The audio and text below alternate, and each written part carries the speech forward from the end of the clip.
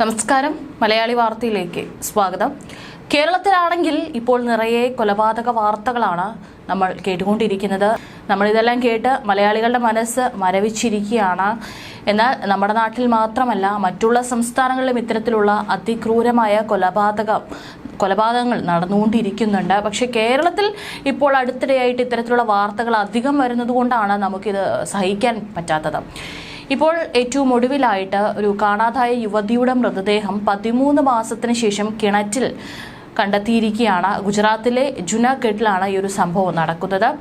28കാരനായ പ്രതി ഹാർദിക് 3 മാസമായി പക്ഷേ പോലീസിനെ വട്ടം ചുറ്റിക്കുകയായിരുന്നു.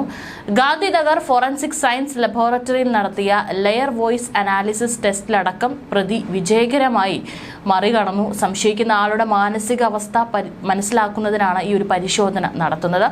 പക്ഷേ ആ ഒരു ടെസ്റ്റ് നടത്തിയിട്ടും ഈ ഒരു പ്രതിയാണ് ഈ ഒരു ക്രൂരകൃത്യം ചെയ്തത് എന്ന് അതിലോട്ട് എത്താനായിട്ട് പോലീസിന് ആദ്യം സാധിച്ചിരുന്നില്ല. 35കാരിയായ വിവാഹിതയായ ദയയുടെ മൃതദേഹമാണ് പോലീസ് കണ്ടെത്തിയത്.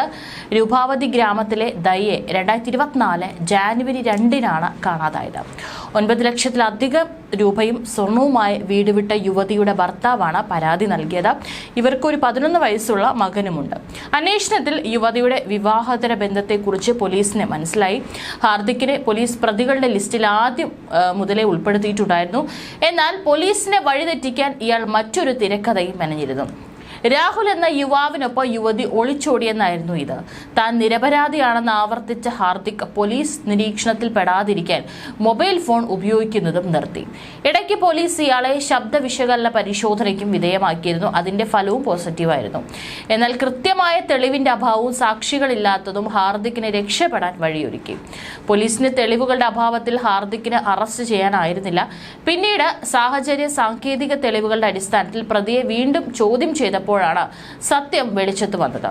ഫെബ്രുവരി 27-ന് പോലീസ് ഹാർദിക്കിനെയുമായി കുറ്റകൃത്യം നടന്ന സ്ഥലത്തെത്തി യുവതിയുടെ മൃതദേഹം കിണറ്റിൽ കണ്ടെത്തി. ഇത് പോസ്റ്റ്മോർട്ടത്തിന് അയച്ചു. യുവതിക്ക് ഹാർദിക്കിനെ വിവാഹം കഴിക്കണമായിരുന്നു. എന്നാൽ പ്രതിക്ക് താല്പര്യമില്ലായിരുന്നു. ഹാർദിക്കിന്റെ കൂടെ താമസിക്കണമെന്ന് ദയ നിർബന്ധം പിടിച്ചതോടെയാണ് കൊലപ്പെടുത്താൻ തീരുമാനിച്ചത്. ഇതാണ് കൊലയിലേക്കും നയിച്ചത്. ജനുവരി 3-നാണ് കൊല നടത്തിയിരിക്കുന്നത്. ഗ്രാമത്തിലെ അതിർത്തിയിലെത്തിച്ച് കല്ലുകൊണ്ട് ഇടിച്ചാണ് ഇവരെ കൊലപ്പെടുത്തിയത്. ശേഷം കിണറ്റിൽ മൃതദേഹം ഉപേക്ഷിക്കുകയായിരുന്നു. ഇതിനു മുൻപ് ഇരുവരും ഒരു ഹോട്ടലിൽ താമസിച്ചിരുന്നു. കൊലപാതകത്തിന് തൊട്ടു മുമ്പ് ഹാർദിക് പ്രത്യേക ഒരു ആപ്പ് ഉപയോഗിച്ച് ദയയാണെന്ന രീതിയിൽ ദയയുടെ ഭർത്താവിനെ വിളിച്ചിരുന്നു. കുടുംബകലഹം മൂലമാണ് ദയ വീട് വിട്ടതെന്ന് വരുത്തി തീർക്കുകയായിരുന്നു ഹാർദിക്കിന്റെ ലക്ഷ്യം. ഏതായാലും 1 വർഷത്തിന് ശേഷമാണ് പ്രതിയെ പോലീസിന് തെളിവുകളോടുകൂടി തന്നെ പിടികൂടാനായിട്ട് സാധിച്ചത്.